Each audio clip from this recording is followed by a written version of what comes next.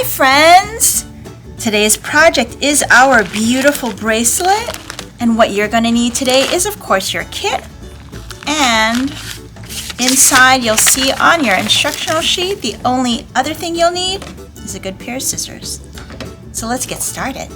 You can see here my examples that I made. You might have seen them in the pictures. They're the ones that are on your instructional sheet.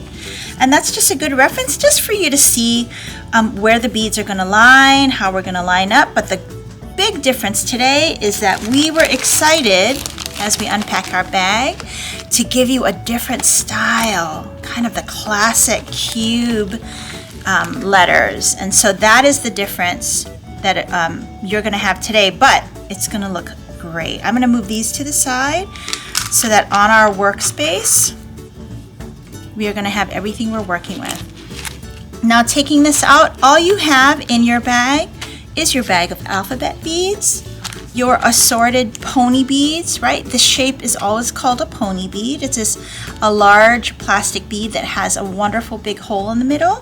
And then you are also going to have 32 inches of elasticity. It's our great stretch cord. You may have it in a different, say, weight or size than what I'm holding in my hand, but all of it is great stretch cord for stringing on. I'm going to put this on the side because today for the video, I'm going to be stringing on something bigger just so that you can see what my hands are doing. You, of course, are going to be stringing on your stretch cord.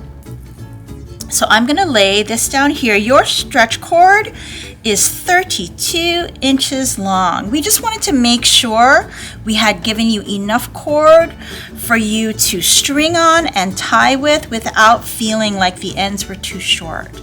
So take that out. So pretend this is your 32 inches of elasticity. I am working on what's called a bead mat. We have these in our stores. At the Mapuna store, we keep them in the bead shop because they are, as a bead mat would let you know, for working with beads. Because here's the great thing. I'm going to take out all my beads. And a bead mat is sort of like a short hair rug. It helps to keep beads in one place so they don't roll away. And Miss Malia, if they don't have a bead mat, can they use something else? Yes. In fact, I make a lot of jewelry at home and I don't even have a bead mat at home. What I use at home, I will sometimes just put down a small towel, which is perfect. Even a washcloth, just something small enough for your beads to sit on so they don't roll away. And then another nice thing to do is use a cookie sheet. If you have a cookie sheet or a pan, you can actually put everything in there too, and that way, even if your towel is in there, your beads are out, they can still move around and nothing's going to roll away. So on my bead mat today, I have my cord I'm going to string on. I poured out the beads I'm going to work with, and of course you have your alphabet beads. Go ahead and open that up. As I'm setting up, as I go, you are going to, of course, want to decide what name you want on your bracelet.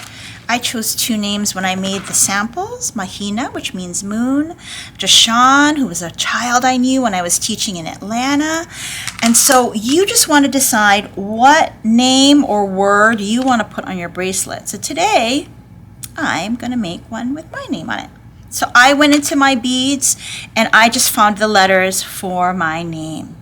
I'm going to lay that out in front of me. I'm making this face you, but I'm putting it in front of me so that I can see the order of how I want to string the beads, because that's going to be important. Sometimes you may lay the beads out, and if you're not paying attention, you might misspell the word that you're looking for. So let's get started. Now, again, I'm using cord today so you can see my hands. You are going to take your 32-inch cord and basically fold it in half, just so that you can see this is the length you're going to work with. Now just pick one bead. I'm going to pick, what do I want to do today? I think I'll pick this color, this kind of a magenta pink. All right, okay, so I have folded my cord in half just so I see where the halfway point is. I'm actually going to put one side down and I'm going to pick one bead. It's basically going to be the center of my bracelet. As you can see here in my sample, the center of the bracelet is the one bead that is turned a different way. It adds to a different look for that part of the bracelet, which I thought was really nice. So now with my cord, I'm just going to take that one center bead. I'm only going to put one side of my cord through there. And then I'm going to hold the two ends together, because what I want is I want that bead to be right in the middle, right in the center of my cord. So you can see it here, and I have two exact length pieces of cord coming out for it. So that one bead is just hanging kind of in the center. It is. And what it's going to do is it is going to help hold all my beads together so they don't roll off my string. I call it a locking bead. So, if you've worked with us before, you understand that now, if I have that bead there, I'm going to join both of my cords together. You can see I'm holding the two cords together. I'm going to string my beads onto both of the cords at the same time. So you are going to be stringing your beads onto both ends of your stretch cord. Now, if you have strung beads with Miss Malia before, because I know I've done this before, some of you might want to make a pattern, because boy, we gave you a lot of different colors. I always say, though, that I like sometimes when I make jewelry with beads, I just let my hands pick up the beads. I will just pick up any old color, the first color I come upon, and I will put that on. So you can see I am just putting both of my cords through every bead. Now, part of it is I'm going to start counting beads, because today you probably will not use every bead. I also wanted to make sure you got enough beads so that you could make a pattern. But you have to remember that when I make my bracelet, I want my name to kind of be somewhere in the middle. Maybe. You want to put your name at the beginning? Sure. You want to put it near the end? Sure. That can be your choice. But I'm going to count 7 beads, and then I'm going to measure it around my wrist to see where they lie, because that's going to give me an idea of what the pattern's going to look like when I make it, because I'm going to try to get my name right in the center of the bracelet. So I'm just going to count 7. So right now I have 3. I'm just going to do 4 more.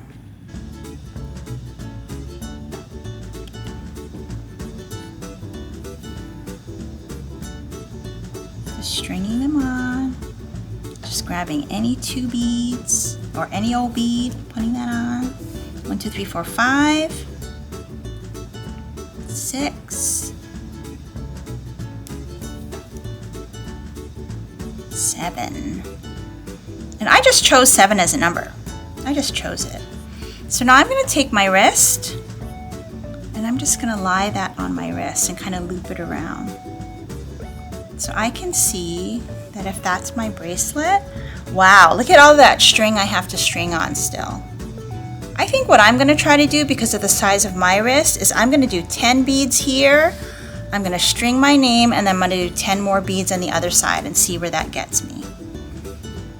Again, you can see how if you were making a pattern, then this would be you laying out your pattern. So here's my name, and you could say lay out your pattern where you say you're going to do pink, blue, that kind of thing, and then you would just know which bead to pick up. But I'm just counting 10. 1, 2, 3, 4, 5, 6, 7, 8, 9, and one more makes 10. And then I'm going to start stringing my name. Now, in our country, we read our words from left to right.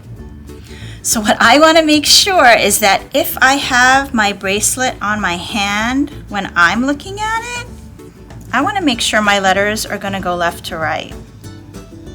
Because, I know that all these letters are together, but if I started to put the A here, I'd have to make sure that my word is going to read like the way I read words in a book. So I'll show you what I mean.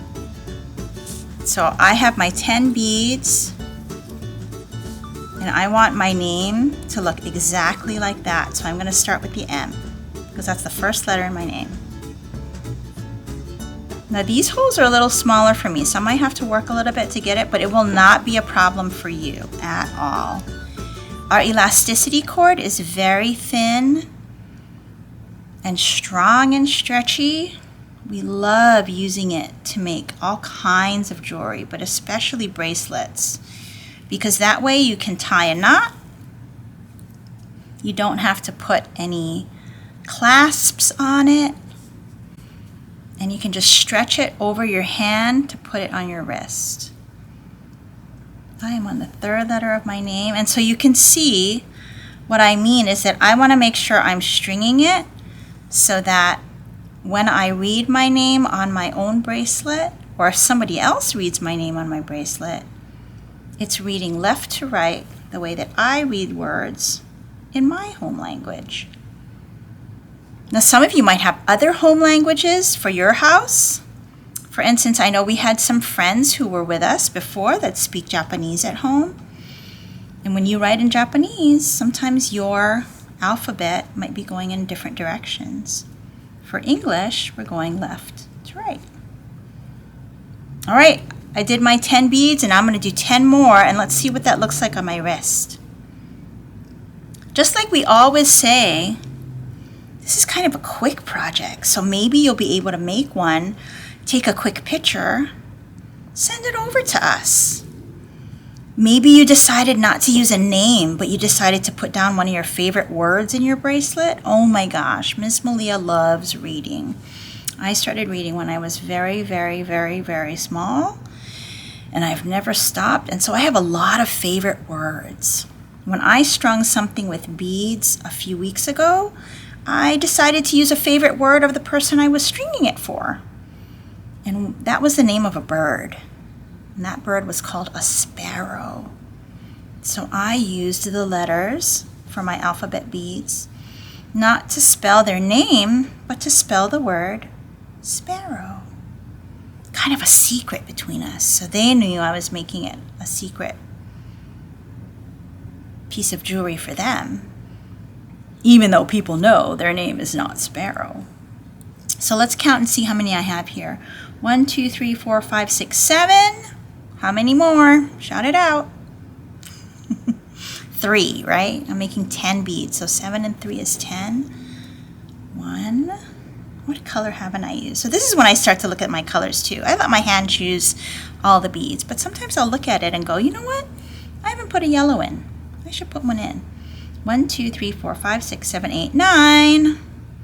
Just one more. Let's do a bright color. Let's do this greenish blue. I love this selection of beads that Miss Jenny had. The colors are so different. So there is my locking bead right here at the end. There's my 10 beads. There's my name, my 10 beads. And now I'm going to measure this along my wrist. You know, that's something you can do the whole time we're stringing. You can just measure it on your wrist. See how that goes. So there's mine. And I'm just going to lay my hand down. Don't mind my calendar. I don't have any events for today. And you can see, wow, I did pretty good guessing for 10 beads.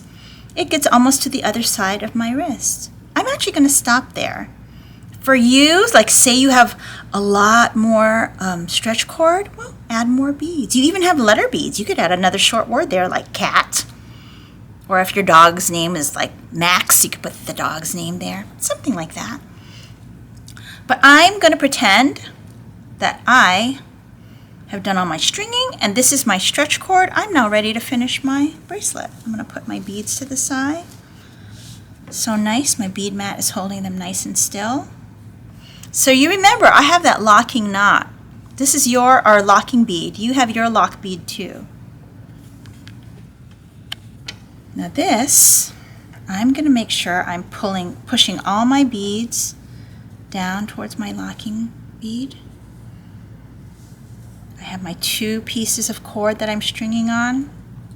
And now I'm going to take them apart. I've been stringing on 2. I'm going to do 1 and 1 just like I did at the beginning. And I'm going to take 1. Now I'm going to trim my cord just so you can really see what I'm doing at the end. They won't need to do that though, No. Because they're using plastic. Yes, or that's elastic. why we gave it to you, Yeah. because you don't have to trim your cord. I'm going to take just 1 of my cords. I'm going to put that through my lock bead. Just 1. And I'm going to pull that all the way down. Ta-da! So now you can see, hey, Miss Malia, what am I going to do with this one? Well, what I'm going to do is bring it around, and I'm going to tie my knot on this side of my lock bead. So now you can see how that works. I'm just going to tie a knot here. Now, sometimes if people are working with me in the store, they'll hear me say locking knot. What I mean by locking knot is I'm going to tie a kind of a knot that is really using all of the strength of the cord to just hold it so that it won't untie, so that it won't get loose. So I'm going to make my X. I'm going to take my top cord and put it through that loop. I'm going to pull it down. So you can see it's right next to that last bead right there. So now, after pulling that first part of my knot, I'm going to do what I like to call the locking part. So here's a locking part of the knot. I'm going to make that X again. I'm going to take that side. I'm going to put it through my bottom loop, which we know how to do, but watch. I'm going to take it and put it back through again. So I'm running it through twice. I'm going to pull that down nice and tight. Now for you, right, I'm stringing on a large cord. For you, when you are pulling this, you know, pull slow, make it nice and firm and tight. What's going to be exciting is you, with your stretch cord, are going to be able to pull this knot into one of your beads to hide it. I can't really hide it in mine. So how you're going to do that first, right? Give it one last tug. Really pull that knot together. Now you don't want to cut right up against your knot. You want to leave yourself a little bit of a tail. So you're going to cut your cord. Just a little bit of a tail. Other side. Just a little bit of a tail. And actually that should be fine.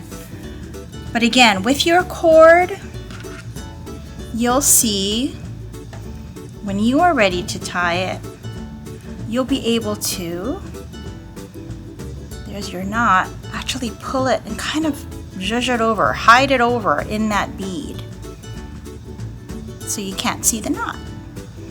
You can see on this Mahina bracelet, I didn't put the name right in the middle. I made it different. Can't wait to see how you make yours.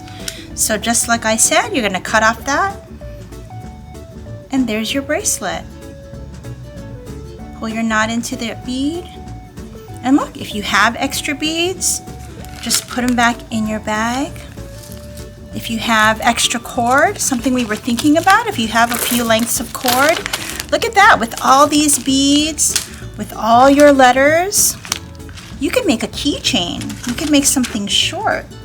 Take that short piece of cord, you know, maybe put your locking bead here, and you could just string it down like this and have it hang down with a name right here.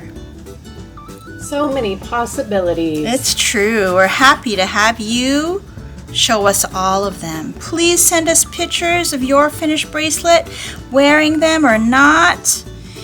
We're done with this project today. Thank you so much, friends, and we will see you for the next one. Aloha.